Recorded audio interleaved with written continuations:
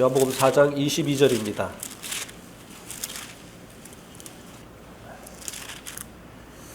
우리 같이 22절 말씀을 읽겠습니다.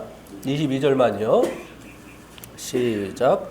너희는 알지 못하는 것을 예배하고 우리는 아는 것을 예배하노니 이는 구원이 유대인에게서 남이라. 지난 시간에 요 전에 있는 말씀을 통해서 예배가 곧 만찬 예식을 행하는 것이다 라고 하는 것을 말씀을 드렸습니다. 예배와 만찬 예식이 따로 있는 것이 아니고 예배가 곧 만찬 예식이다 하는 것을 말씀을 드렸습니다. 그래서 주님께서 이 만찬을 나누시기 전에 감사하셨던 것처럼 우리가 이 떡과 잔을 나누기 전에 주님을 기억하고 주님께 감사하고 또 찬미했었던 것처럼 우리가 주님을 찬미하는 이것이 바로 주님을 예배하는 것이다 라고 말씀을 드렸습니다. 오늘도 새 시대에 드리는 예배인데 이제 두 번째 말씀입니다. 오늘 읽은 이 본문 말씀에는 두 가지 예배가 있다라고 말씀해 주고 있는 것을 볼 수 있습니다. 하나는 사마리아인들이 드리는 알지 못하고 드리는 예배, 그리고 또 하나는 우리라고 말씀하신 유대인들이 드리는 아는 예배, 이렇게 두 가지가 있다라고 말씀을 해주고 있습니다. 이 사마리아인들이 드리는 이 알지 못하고 드리는 예배, 예배를 드리는 예배가 무엇인지 모르고 예배를 드린다는 것이 아니고요. 예배를 드리는 대상이신 하나님을 알지 못하면서 그 하나님 앞에 예배를 드린다고 하는 것입니다. 안다고 하는 것은 예배 드리는 방법을 안다고 하는 것이 아니라 예배의 대상이신 하나님을 알고 예배를 드린다고 하는 의미가 되어지는 것입니다. 예배하는 방법이 어떤 것이냐, 이것을 말씀해 주고 있는 것이 아니라 예배의 대상을 알고 드려야 된다라고 하는 것을 말씀을 해주고 있는 것입니다. 그러나 이 사마리아인들은 예배의 대상이신 하나님을 알지 못하는 상태에서 예배를 드렸다고 하는 것입니다. 왜 이 사마리아인들이 예배의 대상이신 하나님을 알지 못하고 예배를 드렸느냐면요, 이 사마리아 지역에 살고 있는 이 사람들은 원래는 그 지역 사람들이 아니었습니다. 바벨론을 비롯해서 아수르가 통치하던 지역에 살고 있던 이방인들이 이 지역에 와서 살았고, 그리고 이제 그 지역 사람들을 이제 사마리아인이라고 했습니다. BC 722년에 북이스라엘이 멸망을 당하게 됩니다. 아시리아에 의해서. 이 메소포타미아 지역을 장악한 이 아시리아가 이제 이 서방 지역으로 나가는 이 통로에 있는 이 북이스라엘을 점령을 해서 그 통로를 확보를 하게 된 것이죠. 그렇게 되면서 이제 이 이스라엘 사람들을 다 포로로 잡아서 이제 곳곳에 흩어져 살게 했습니다. 그리고 이제 이 이스라엘 사람들이 살던 이 북이스라엘 땅이 무인지경이 되어서 황폐화 되어지면 그만큼 왕에게 손해가 되어지기 때문에 이 지역이 황폐화 되어지는 것을 막기 위해서 여러 지역에 있는 사람들을 이곳에 이제 모아서 살도록 그렇게 한 것입니다. 그래서 이제 거기서 살기 시작한 사람들이 바로 이제 이 사마리아 사람들이 되어진 거죠. 우리 한번 열왕기하 17장 24절 말씀을 보시겠습니다. 거기 보면요. 아수르 왕이 바벨론과 구다와 아와와 하맛과 스발와임에서 사람을 옮겨다가 이스라엘 자손을 대신하여 사마리아 여러 성읍에 두매 그들이 사마리아를 차지하고 그 여러 성읍에 거주하니라. 예, 이렇게 해서 이제 사마리아인이라고 하는 사람들이 생겨나게 된 것입니다. 지금은 이 사마리아 사람들이요, 한 700 몇 명밖에 없다고 하더라고요. 지난번에 이제 그 이스라엘에 가서 가이드에게 물어봤더니 지금도 사마리아 사람들이 있기는 한데 700 몇 명밖에 없다고 하더라고요.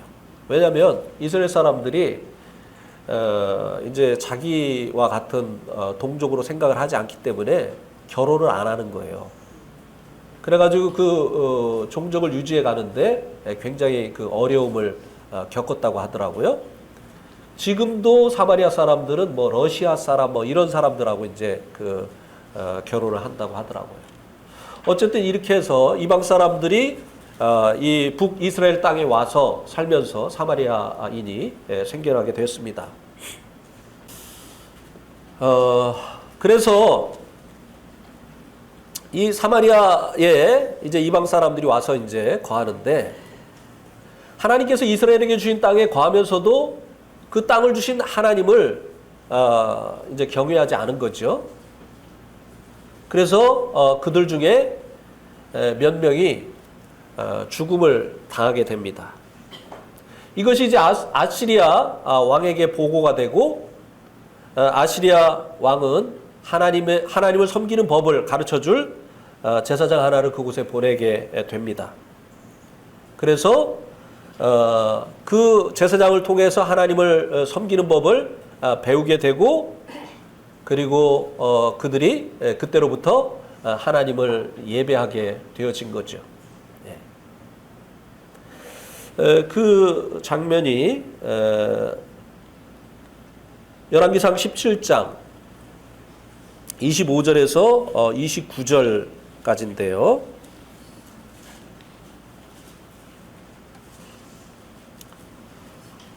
예.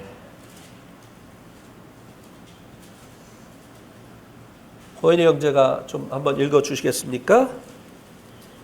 25절에서 29절까지.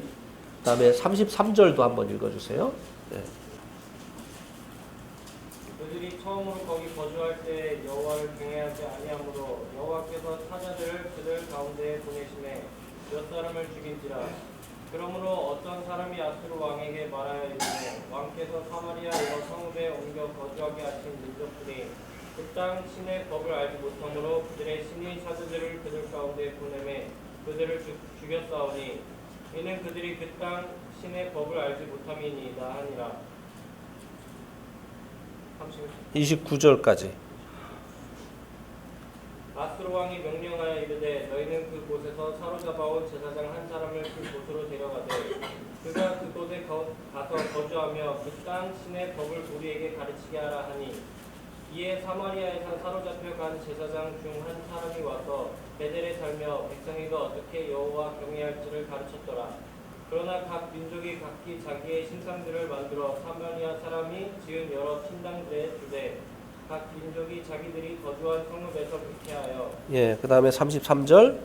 이와 같이 그들이 여호와도 경외하고 또한 어디서부터 옮겨왔든지 그 민족의 풍속대로 자기의 신들도 섬겼더라. 예. 여기 그 말씀이 나오죠. 예. 그들이 이방 사람들이 사마리아 땅에 와서 사는데 하나님을 경외하지 않으니까 하나님께서 사자를 보내셔서 그들 중에 몇몇 사람들을 죽게 했습니다.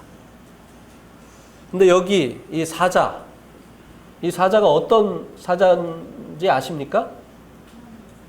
하나님의 사자요? 네, 저도 처음에 그렇게 생각했어요. 근데 영어 성경 보니까 라이온이더라고요. 사자, 진짜 아웅 하는 이 사자. 네, 그 짐승 사자를 보내셔서 그들 중에 이제 몇을 죽게 했습니다.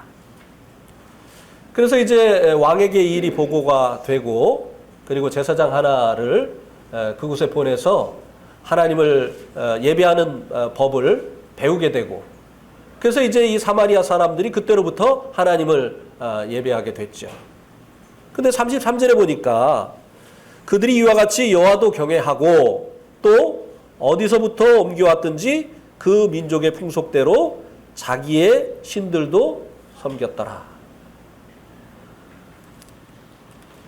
그러니까 하나님을 알아서 이 하나님이 참 하나님이시구나, 이분이 우리에게 예배를 받으실 참 하나님이시구나 라고 하는 것을 알아서 지금까지 자기들이 섬겨왔던 이 신들은 참 하나님이 아니니까 버리고, 그리고 하나님을 섬긴 게 아니라 그냥 하나님을 섬기는 법만 배워서, 예배하는 방법만 배워서 하나님 앞에 예배하고 여전히 자기들의 신도 섬겼다라고 하는 것입니다.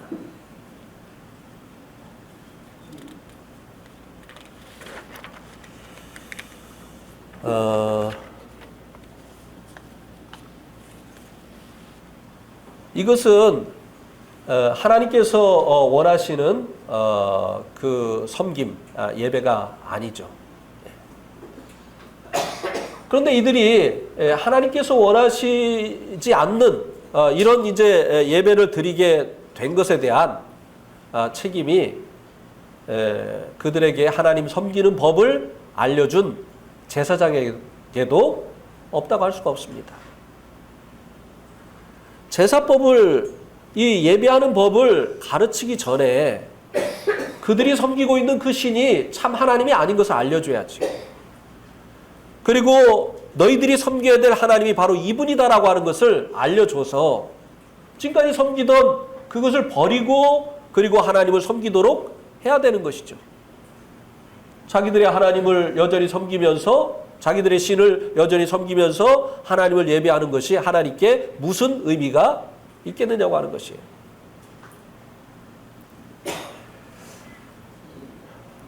북한의 그 대외 선전용 교회인 봉수교회라고 있다고 합니다. 가보지 못했는데 들었습니다. 근데 이 봉수교회에 가면은 이제 사람들이 찬송가도 부르고 그리고 뭐 주기도문도 하고 이렇게 한다고 합니다. 형제님 한 분이 이제 미국 시민권이 있기 때문에 그 교회 가서 예배를 드렸대요. 근데 자리도 정해진 곳에 앉아야 된답니다. 근데 이분이 그 외국인들이 앉아야 되는 그 자리에 앉지 않고 북한 사람이 있는 자리로 가서 앉았더니 여기 오면 안 된다고 막 굉장히 불안해 하더라는 것입니다. 근데 이 봉수교회에 참석하는 사람들이 찬송가도 부르고 성경도 읽고 그리고 뭐 주기도문도 하고 이렇게 하는데요.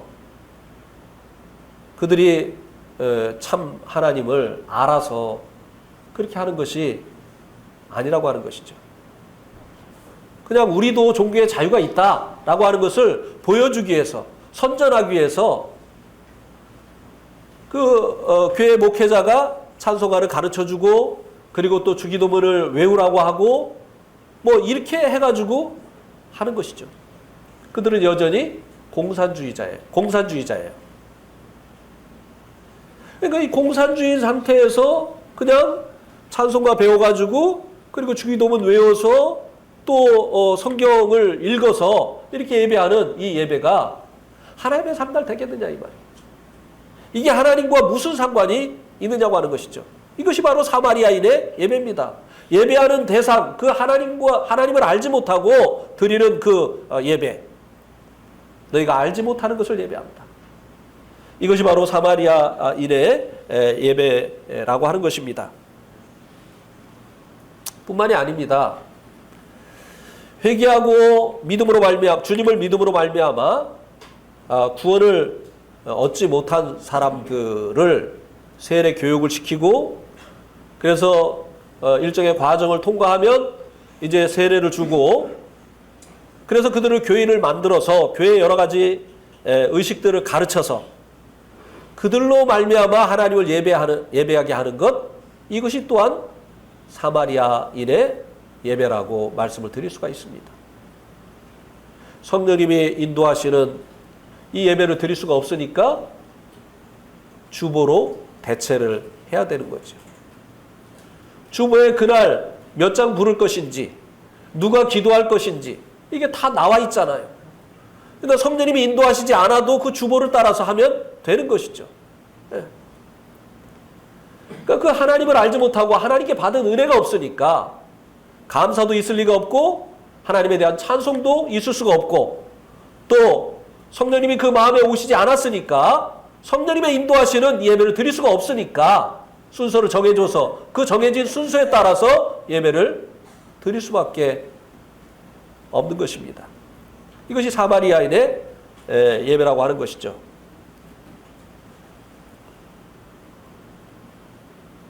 그저께 저쪽에서 은퇴선교사 형제님들하고 교제를 하고 있는데 누가 문을 조금 열고 계속 안 가고 이렇게 쳐다보고 있어요. 그래가지고 이제 쫓아갔더니 주보 좀 한 장 주세요. 그렇게 해요. 그래가지고 왜요? 그랬더니 필요해서요. 그래서 우리 주보 없는데요? 여기 교회 맞아요? 주보 없다고 하니까 여기 교회 맞아요? 예, 교회예요. 근데 교회가 주보도 없어요? 예, 없어요. 그러니까 그냥 갔습니다. 성령님께서 예배를 인도하시려면 어떤 정해진 틀이 없어야만 되겠죠. 이미 틀이 정해져 있으면 성령님께서 자유롭게 인도하실 수가 없지 않습니까? 예. 물론 이제 그 예배 순서를 정해주는 이런 이제 주보는 우리에게 필요치 않습니다.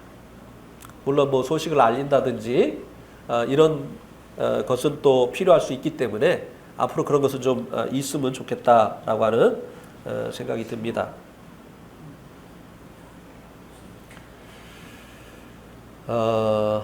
하나님께서 원하시는 것은 수동적인 예배가 아닙니다. 능동적인 예배를 원하시는 것입니다. 누가 하라고 해서 그런 일도 있었죠. 옛날에는 성도들이 잠잠하고 있으면 형님들이 옆에 있는 형제의 옆구리를 이렇게 찔러가지고 하는 그런 경우도 없지 않아 있었습니다. 예. 아니면 그냥 침묵하고 있으니까 누가 좀 하십시오. 이렇게 해서 수동적으로 예배를 드리는 이런 경우가 없지 않아 있었는데요. 하나님께서 원하시는 예배는 이런 예배가 아니에요. 능동적으로. 우리가 예배를 준비하고 그리고 또 성령님의 그 감동하심과 인도하심을 쫓아서 능동적으로 드리는 이 예배를 하나님께서 원하시는 것이죠. 그런데 이 주보를 만들어서 틀을 정해놓으면 능동적인 예배를 드릴 수가 없는 것입니다. 수동적으로 그것에 따라서 그것이 지시하는 대로 드릴 수밖에 없는 이런 수동적인 예배를 드릴 수밖에 없는 것이죠.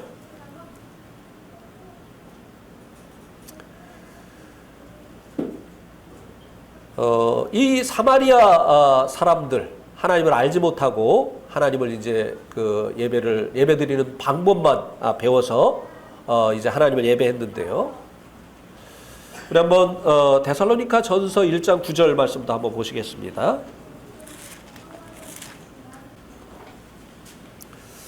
같이 한번 읽겠습니다. 시작. 그들이 우리에 대하여 스스로 말하기를 우리가 어떻게 너희 가운데 들어갔는지와 너희가 어떻게 우상을 버리고 하나님께로 돌아와서 살아계시고 참되신 하나님을 섬기는지와. 이 데살로니가 성도들은 자기들이 그동안 섬기던 우상을 어떻게 했다고 했습니까?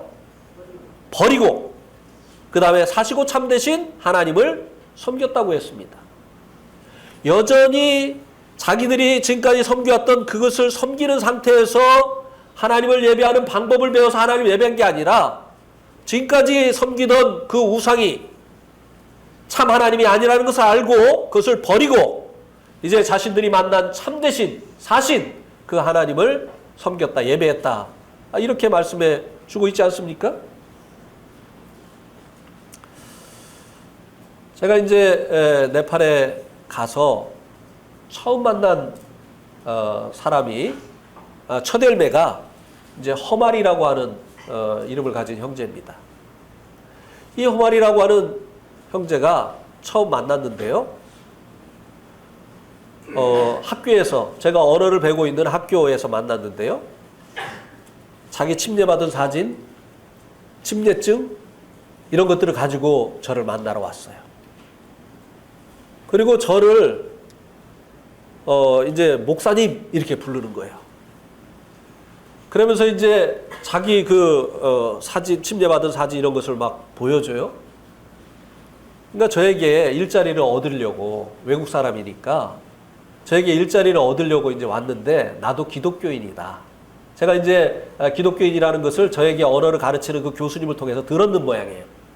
그러니까 자기가 기독교인이라는 것을 이제 알려주면 자기가 직업을 얻는데 도움이 되겠다고 생각을 해가지고 침례받은 사진 또 침례증을 가지고 와서 보여준 거예요. 예. 그리고 저를 목사님이라고 부른 거예요. 허락도 없이.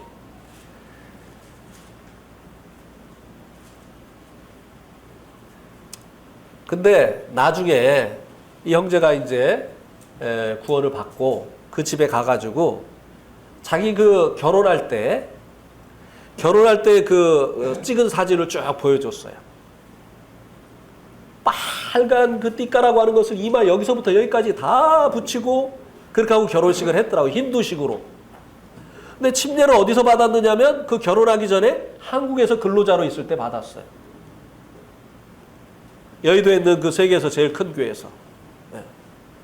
거기에서 이제 침례를 받았는데, 그래서 사진도 찍어놓고 침례증도 가지고 있는데, 근데 네팔에 돌아와가지고는 그거를 싹 묻어두고, 그 다음에 이제 힌두 여자를 만나가지고 힌두 여자와 힌두식으로 결혼 예식을 한 것입니다. 이거는 이제 반대 케이스지만, 필요할 때는 하나님도 내세우고, 또 하나님을 내세우는 것이 불리할 때는 이제 장롱 속에다가 묻어두고, 그 다음에 힌두 여자와 만나고 또 결혼을 힌두식으로 한 것이죠. 이게 이제 자기가 그동안 이 섬기던 것을 버리지 않은 상태에서 이제 하나님을 섬기는 법을 배워서 섬기는 것과 같은 그런 케이스죠. 예. 이 선교지에 보면 이런 사람들이 상당히 많이 있습니다. 교회 와서는 그리스도인, 집에 가면 힌두. 예. 이런 경우가 참 많이 있죠. 그들이 드리는 예배가 바로 이 사마리아인의 예배입니다. 예. 여전히 그 마음에는 자기가 섬기는 신이 있어요. 그런데 이제 교회 와서는 그 예배하는 방법을 알아가지고 이제 예배를 드리는 이런 경우가 있는 것이죠.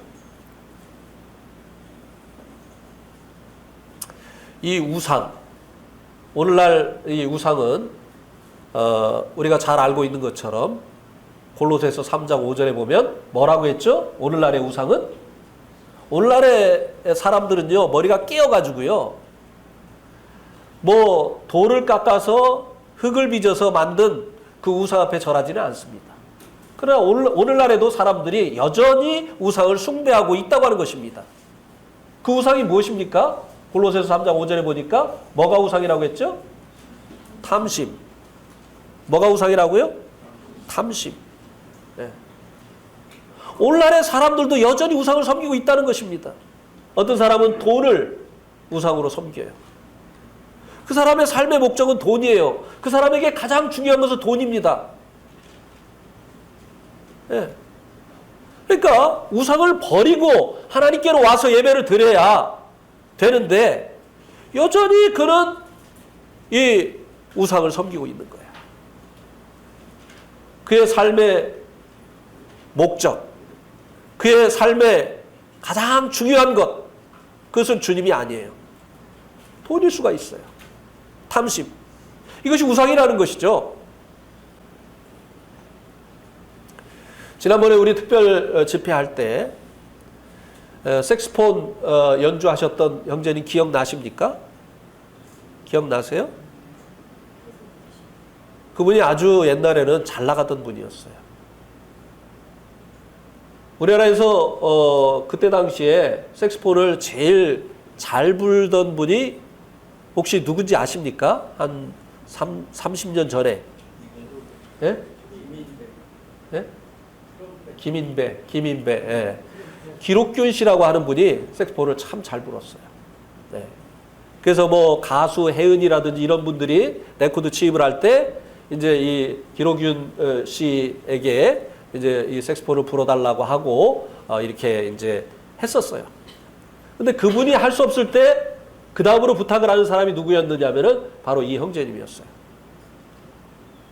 그래서 밤무대에 나가면 정말 돈을 많이 벌 수 있는 그런 분이었어요. 아니, 또 밤무대에 나가서 돈을 많이 벌었어요. 연예인 문과위원장도 하고. 근데 그분이 지금은 그런 일을 하지 않습니다. 왜? 돈이 되는데도 왜 그걸 하지 않을까요? 그거 눈 딱 감고 몇 번만 하면 몇 달 먹을 게 나오는데 왜 그런 일을 하지 않을까요? 우상을 버리고 사시고 참되신 하나님을 섬기는 거예요. 네. 그것을 버리지 않고 하는 예배는요, 사마리아인의 예배입니다. 네. 형식적으로 드리는 예배, 마음이 없는 예배. 하나님께서 원하시는 것은 우리의 마음이잖아요. 근데 마음은 어디에 가 있습니까? 거기에 가 있잖아요. 네. 그 사람의 마음을 사로잡고 빼앗고 있는 것은 돈입니다. 그런데 데살로니가 이 성도들은 그동안 자기들이 섬기던 그 우상을 버리고 사시고 참되신 하나님을 섬겼다고 하는 것입니다. 쉬운 일이 아니에요. 지금도 우상을 섬기는 미개한 나라들은요, 대부분 시족 사회입니다. 그래서 이 동네들이 이제 거의 이제 공동 생활을 한다고 이제 볼 수가 있죠. 그래서 이제 모든 것이 하나죠. 종교도 하나입니다. 그런데 그런 그 사회에서 한 사람이 그동안 섬겨오던 우상을 버리고 하나님을 섬긴다? 이것은 죽을 각오를 해야 되는 것입니다. 네. 그런데 데살로니가 성도들은 그렇게 했다라고 말씀해 주고 있습니다. 근데 이 탐심의 이 신을 버리고 이 탐심의 우상을 버리고 하나님을 섬긴다고 하는 것도 그렇게 만만한 문제가 아니에요. 모든 사람들이 다 그렇게 하는데 내가 그런 것들을 버리고 하나님 앞에서 신앙 양심을 가지고 이제 하나님을 섬긴다고 하는 거 쉬운 일이 아닙니다. 네.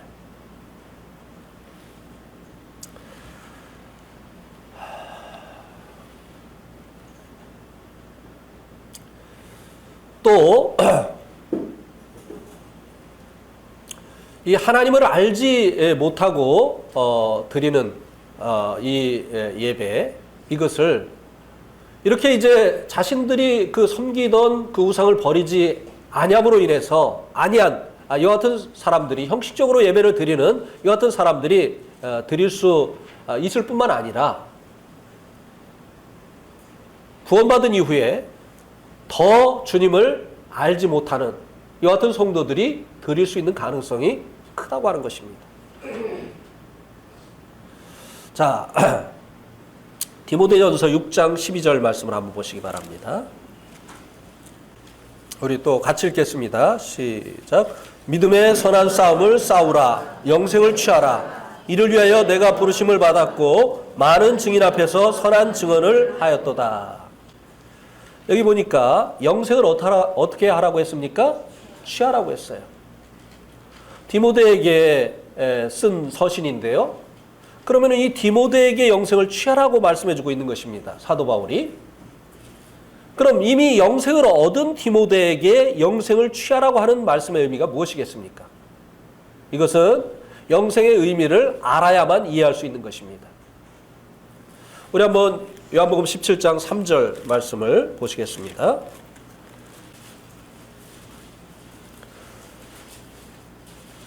제가 읽겠습니다. 영생은 유일하신 참 하나님과 그가 보내신 자 예수 그리스도를 아는 것이니이다.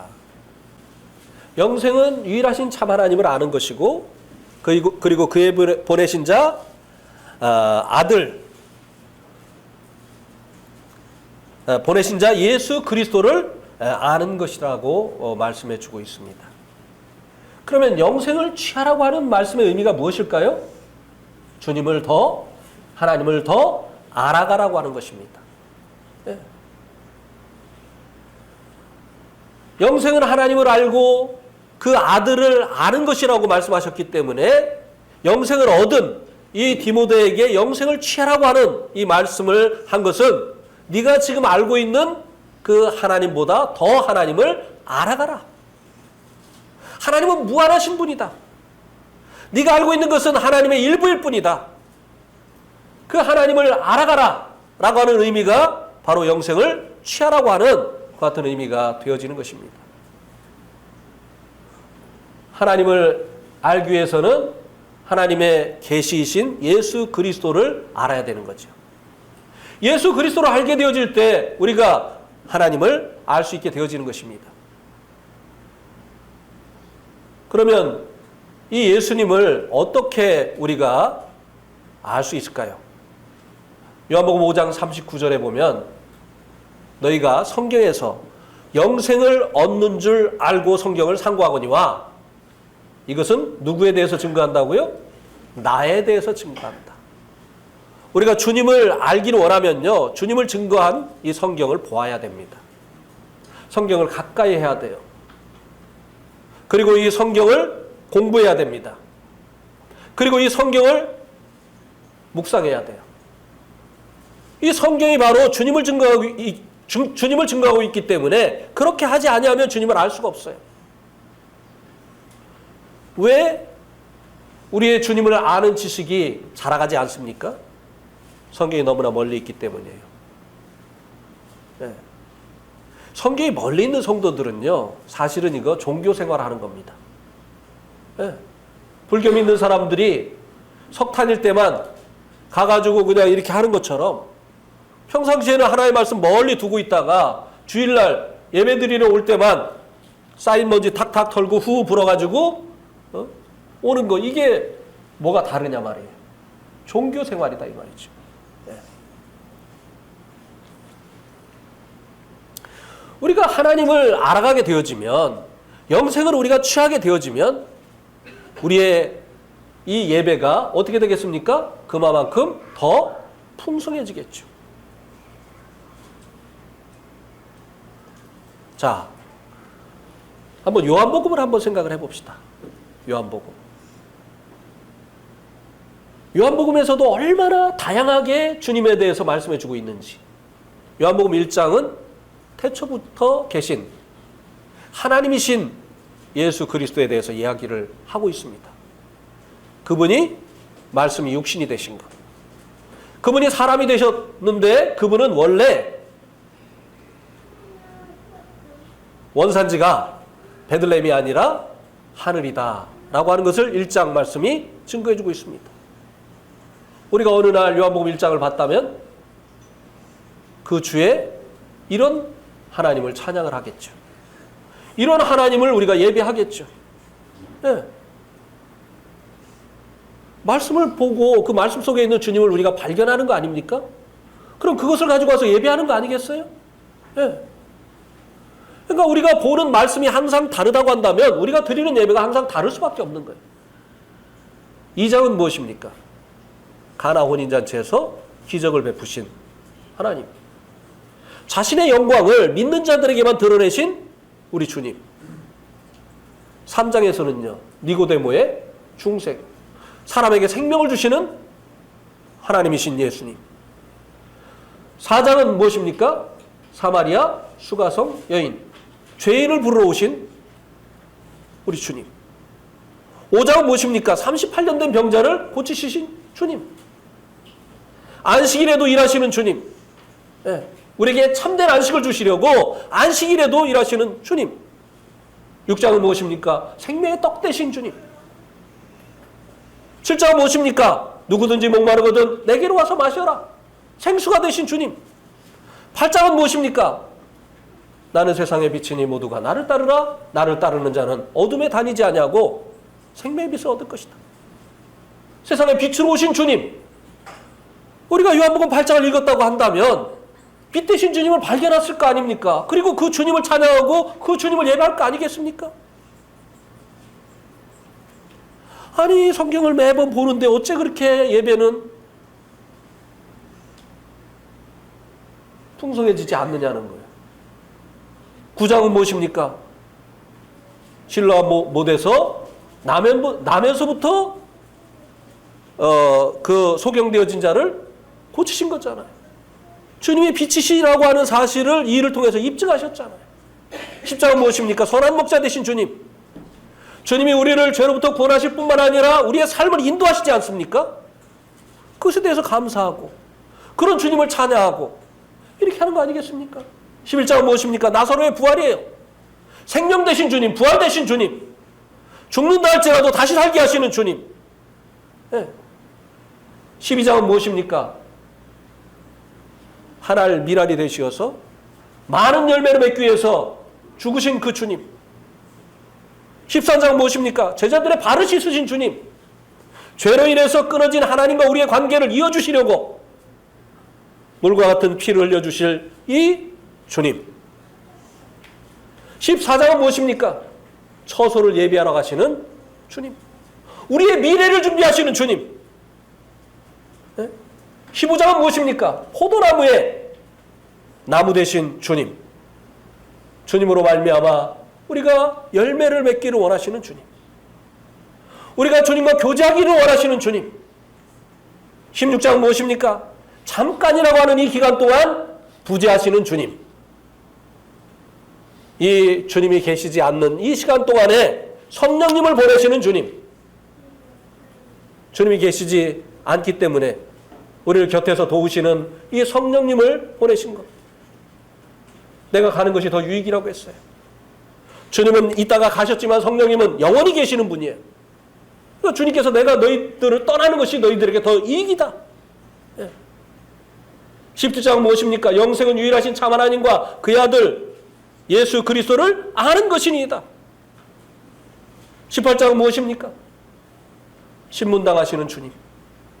19장은 무엇입니까? 십자가에 돌아가신 주님. 20장은 무엇입니까? 부활하신 주님. 21장은 무엇입니까? 회복하시는 주님. 성경이 얼마나 이렇게 주님에 대해서 다양하게 말하고 있느냐고 하는 것이에요. 요한복음만 봐도 그렇잖아요. 근데 이 주님을 보면서 왜 이 주님을 찬양하고 이 주님을 예배하고 이 주님께 감사하지 못하느냐고 하는 것이에요. 영생을 취하지 아니하면 맨날 똑같은 예배를 드리는 아주 기계적인 예배를 드리는 이 사마리아인의 예배를 드릴 수밖에 없다고 하는 것입니다. 여러분들 평상시에 성경 봅니까? 안 봅니까? 도와드리려고 아침에 만나까지 써서 보내드리잖아요. 그것만 봐도 예배거리가 넘칩니다. 넘쳐요. 네.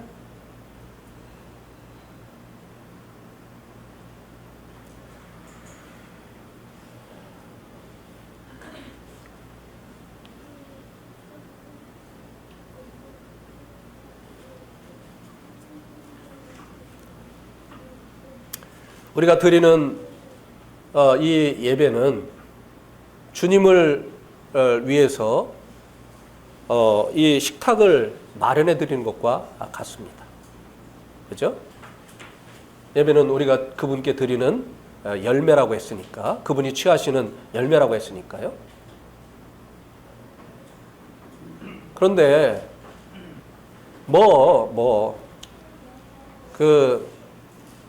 네팔 사람들은 1년 내도 먹는 음식이 똑같긴 합니다. 달, 밭, 떨까리. 예. 잔치날 마수. 예. 달, 밭, 떨까리. 내일도 달, 밭, 떨까리. 그다음에 이제 잔치날이 있을 때만 마수. 마수가 뭐냐면 고기예요, 고기. 잔치날만 마수 있고 평상시에는 달, 밭, 떨까리. 예. 우리의 예배가 이럴 수 있다는 거예요. 예. 맨날 달, 밭, 떨까리. 근데 한국 사람들은 식탁이 다양하잖아요. 그죠? 김치도 생김치도 내놨다가 볶아서도 줬다가 찌개에서 줬다가 얼마나 좋습니까? 예? 근데 그냥 하나님께 맨날 된장국만 드리면 하나님께서 나도 좀 새로운 것을 좀 맛보자. 내가 너희들에게 구원의 하나님만 되냐? 너희들의 평상시의 삶을 인도하고 있지 않느냐? 너희들이 때로 잘못했을 때 내가 너희들에게 그것을 지적하고 때로는 징계하지 않느냐? 너희들을 바로잡으려고? 내가 너희들을 위해서 처소로 지금 예비하고 있다. 이것에 대해서는 왜 감사를 하지 않냐? 내가 너희들을 떠나 있는 동안에 너희들에게 성령을 보내지 않았느냐? 좀 오늘은 김치찌개도 하고, 예? 오늘은 좀 뭐 무침도 좀 하고, 이렇게 좀 해서 다구. 예. 이해가 되시죠? 예? 뭐라고요?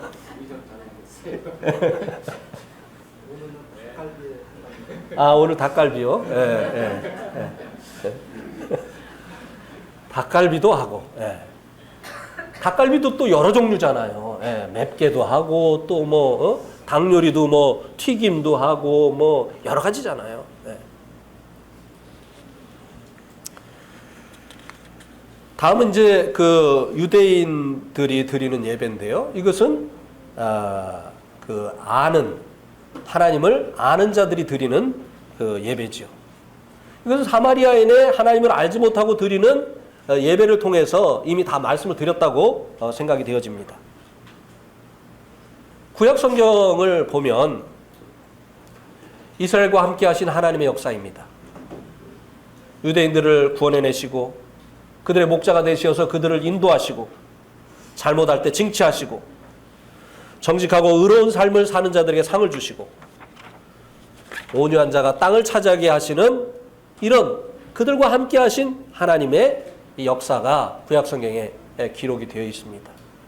그래서 그들은 그 하나님을 경험하고 그 하나님을 그 경험을 통해서 알았기 때문에 그 하나님께 합당한 예배를 드릴 수 있게 되어진 것입니다. 시편의 수많은 그 시들이 바로 하나님을 예배하는 것들이 아닙니까? 자기들에게 자기의 그 나라와 자기들의 그 개인의 삶 가운데 찾아오셔서 역사하셨던 그 주님에 대한 감사, 그리고 그 주님을 찬양하는 그 내용들이 이 시편 아닙니까? 우리 한번 한 군데를 볼까요? 시편 18편.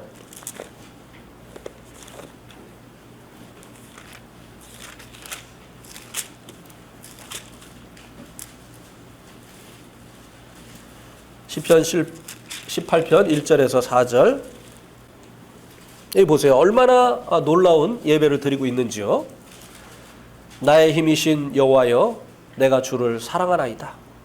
여호와는 나의 반석이시요 나의 요새시요 나를 건지시는 이시요 나의 하나님이시요 내가 그 안에 피할 나의 바위시요 나의 방패시요 나의 구원의 뿌리시요 나의 산성이시로다. 내가 찬송받으실 여호와께 아뢰리니 내 원수들에게서 구원을 얻으리로다. 사망의 줄이 나를 얽고 불의의 창수가 나를 두렵게 하였으며, 뭐 이렇게 하면서 쭉 그 하나님을 찬송했잖아요. 네. 또 출애굽기 15장 한번 보시기 바랍니다.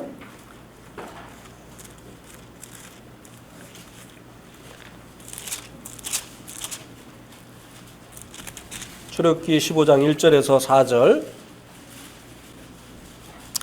이스라엘 백성들이 홍해를 건넌 후에 하나님을 찬송한 내용입니다. 이때 모세와 이스라엘 자손이 이 노래로 여호와께 노래하니 일렀으되 내가 여호와를 찬송하리니 그는 높고 영화로우시며 말과 그 탄자를 바다에 던지셨음이로다. 여호와는 나의 힘이요 노래시며 나의 구원이시로다.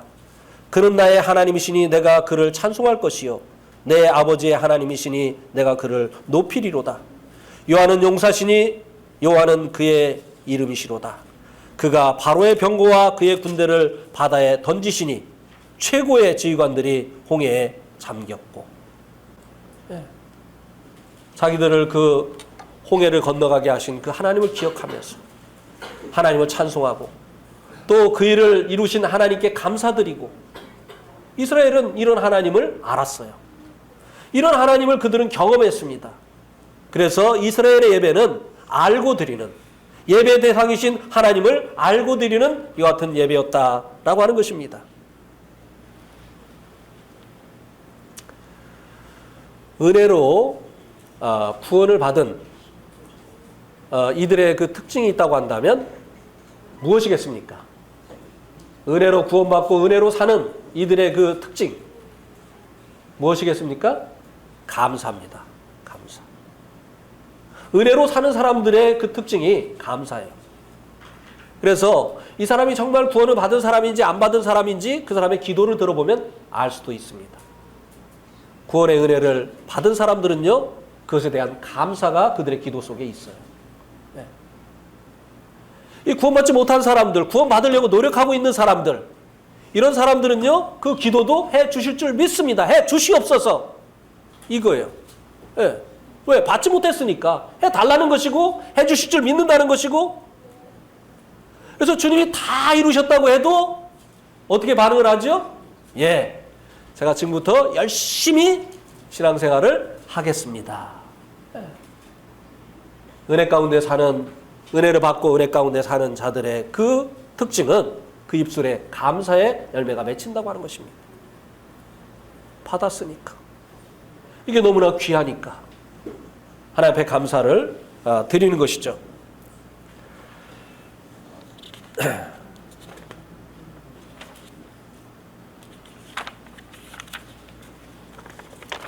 그래서 우리가 이 드리는 이 예배는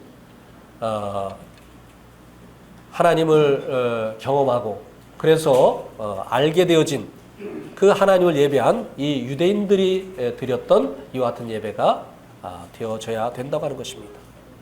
그러기 위해서는 우리가 말씀을 가까이 하고 또 그분과 교제하고 그리고 그분과 동행하는 삶을 살아야만 한다고 하는 것입니다. 계속 우리의 예배가 더 풍성해지기를 바랍니다. 오늘 말씀 여기까지 드리도록 하겠습니다.